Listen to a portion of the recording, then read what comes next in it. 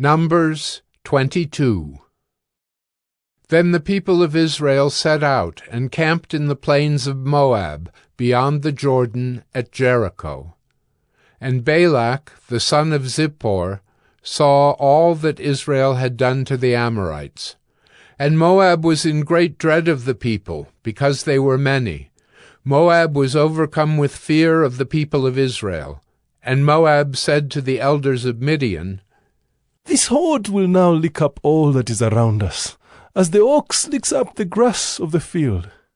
So Balak, the son of Zippor, who was king of Moab at that time, sent messengers to Balaam, the son of Beor, at Pethor, which is near the river in the land of the people of Ammon, to call him, saying, "Behold, a people has come out of Egypt. They cover the face of the earth, and they are dwelling opposite to me. Come now, curse this people for me, since they are too mighty for me. Perhaps I shall be able to defeat them and drive them from the land, for I know that he whom you bless is blessed, and he whom you curse is cursed." So the elders of Moab and the elders of Midian departed with the fees for divination in their hand. And they came to Balaam and gave him Balak's message. And he said to them, "Lodge here tonight, and I will bring back word to you, as the Lord speaks to me." So the princes of Moab stayed with Balaam.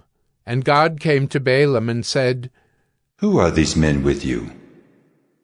And Balaam said to God, "Balak, the son of Zippor, king of Moab, has sent to me, saying, 'Behold, a people has come out of Egypt, and it covers the face of the earth. Now come, curse them for me. Perhaps I shall be able to fight against them and drive them out.'" God said to Balaam, "You shall not go with them. You shall not curse the people, for they are blessed." So Balaam rose in the morning and said to the princes of Balak, "Go to your own land, for the Lord has refused to let me go with you." So the princes of Moab rose and went to Balak and said, "Balaam refuses to come with us." Once again Balak sent princes, more in number and more honorable than these. And they came to Balaam and said to him, "Thus says Balak, the son of Zippor, let nothing hinder you from coming to me, for I will surely do you great honor, and whatever you say to me I will do. Come, curse this people for me." But Balaam answered and said to the servants of Balak, "Though Balak were to give me his house full of silver and gold, I could not go beyond the command of the Lord my God, to do less or more. So you too, please stay here tonight, that I may know what more the Lord will say to me." And God came to Balaam at night and said to him, "If the men have come to call you, rise, go with them, but only do what I tell you." So Balaam rose in the morning and saddled his donkey and went with the princes of Moab. But God's anger was kindled because he went, and the angel of the Lord took his stand in the way as his adversary. Now he was riding on the donkey, and his 2 servants were with him. And the donkey saw the angel of the Lord standing in the road with a drawn sword in his hand. And the donkey turned aside out of the road and went into the field. And Balaam struck the donkey to turn her into the road. Then the angel of the Lord stood in a narrow path between the vineyards, with a wall on either side. And when the donkey saw the angel of the Lord, she pushed against the wall, and pressed Balaam's foot against the wall. So he struck her again. Then the angel of the Lord went ahead and stood in a narrow place, where there was no way to turn either to the right or to the left. When the donkey saw the angel of the Lord, she lay down under Balaam, and Balaam's anger was kindled, and he struck the donkey with his staff. Then the Lord opened the mouth of the donkey, and she said to Balaam, "What have I done to you, that you have struck me these 3 times?" And Balaam said to the donkey, Because you have made a fool of me, I wish I had a sword in my hand, for then I would kill you.